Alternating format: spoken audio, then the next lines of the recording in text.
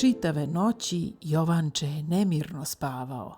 Tek zatvori oči i već se nađe u nepoznatoj sumračnoj pećini. Iza kamenita stuba viri lisica, kezi se. Dječaka hvata strah. Evo je, sad će skočiti. U to odnekle ispade Nikolica s kujom.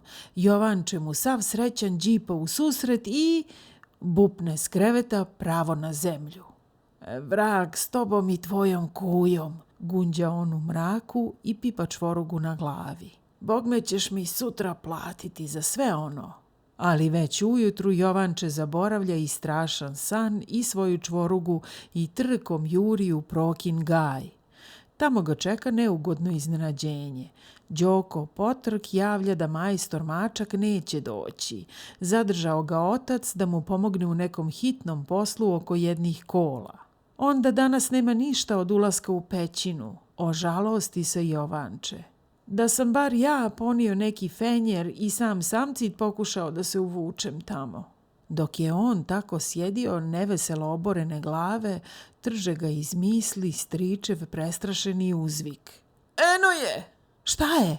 Ko je? Poskakaše dječaci. Ona glavom! Zar lisica? Uskliknu Đoko. Da puštam žuju, požuri Nikolica. Kakvu žuju? Viknu stric. Neće žuja na nju. Pa ko je onda? Mečka, prepade se Đoko. Gdje je? Ja ništa ne vidim. A eno je iza one bukve, sakrila se čim sam ja povikao. Ama ko je? Kazuj! Pograbi ga Jovanče za rame. Pa zar već nisam rekao da je ona? Naljuti se stric. Ona glavom. Ma koja ona, slone jedan? Lunja, čovječe, ko će drugi biti nego Lunja? Jovanče se uozbilji. Onda smo propali. Otkrila je logor. Svi potrčaše onoj bukvi i sjatiše se oko djevojčice koja je stala uza samo stablo i skromno i stidljivo pritiskivala lice uz glatku koru drveta. Šta radiš tu? Strogo poviče Jovanče. Došla sam da vas vidim, tiho reče Lunja i pogleda ga tako dobrodušno svojim velikim tamnim očima da Jovanče, već spreman da vikne, samo grgutnu kao mlad pjetlić i nastavi mnogo mekše. A zašto da nas gledaš? Umjesto Lunje u razgovor se utače na kostriješeni stric. Došla je ona da nas špijunira, znam ja nju. Lijepo se provukla nazorice za nekim od vas, za nekom budalom koja se nije obazirala da je neko ne prati. Je li tako, Lunjo? Upita Jovanče. Za kim si došla? Za stricem.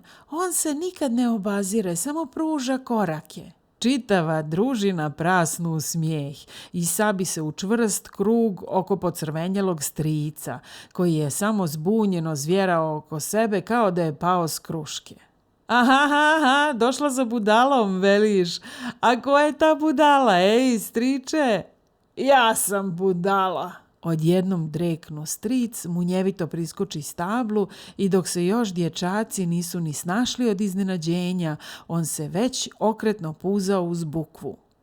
Zaustavi se tek u prvim granama i zlurado se isceri. Nek sad za mnom pođe špijunka jedna, što je mrzim. A mrziš li ti, Lunjo, njega? Zagrajaše dječaci. Djevojčica podiže prema krošnji svoj miran pogled i odgovori tiho i sasvim prijateljski. Ne, ja volim našeg strica. Pod bukvom uzavri još veća graja. Striče, volite, silazi dolje da te ženimo. Postiđeni stric navali da se pentra još više uz drvo i najzad sasvim iščeznu u lišću.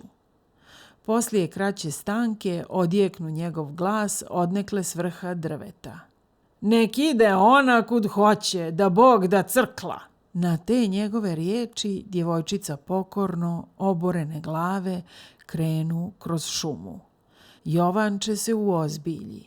Lunjo, kuda ćeš? Šta ja znam kuda ću? Idem kad me tu ne vole. Šta ne vole? Ko ne voli?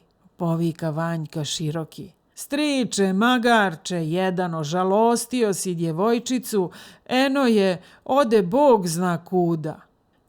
A šta ona tu priča? Nabureno otegnu stric. Jest, pa mi se onda svi smiju. Hajde, boys, silazi odozgo, nećemo se više rugati, zovnu Nik Ćulibrk.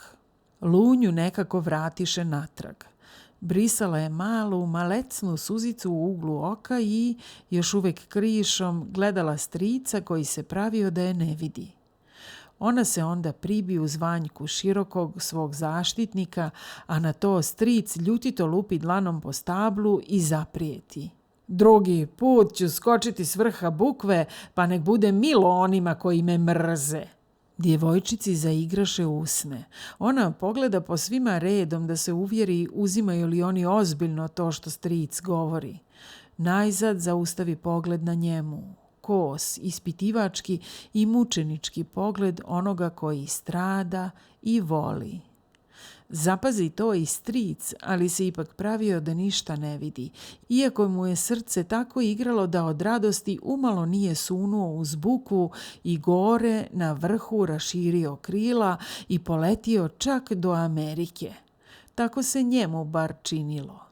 Pa deder, šta ćemo sad s Lunjom? Upita Jovanče. Dječaci su ćutali oborenih glava. Lunja i sama obori pogled i reče sasvim tiho. Pustite me blizu vas, samo da gledam šta radite.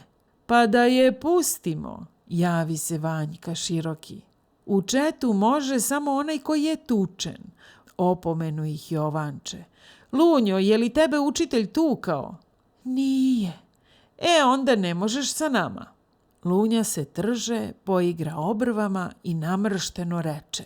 Neka znate, i mene će istući, doći ću ja ovamo. Okrenula se, odlučna i ljutita, i bez riječi se uputila kroz gaj. Dječaci su začuđeno gledali za njom. Ko bi se to od Lunje nadao, od one tihe, ćutljive Lunje? Jedini Nikolica napući usne. Da mi žensko dođe u logor. A tvoja žuja, valjda mi je ona neki muškarac, zajedljivo dočeka stric.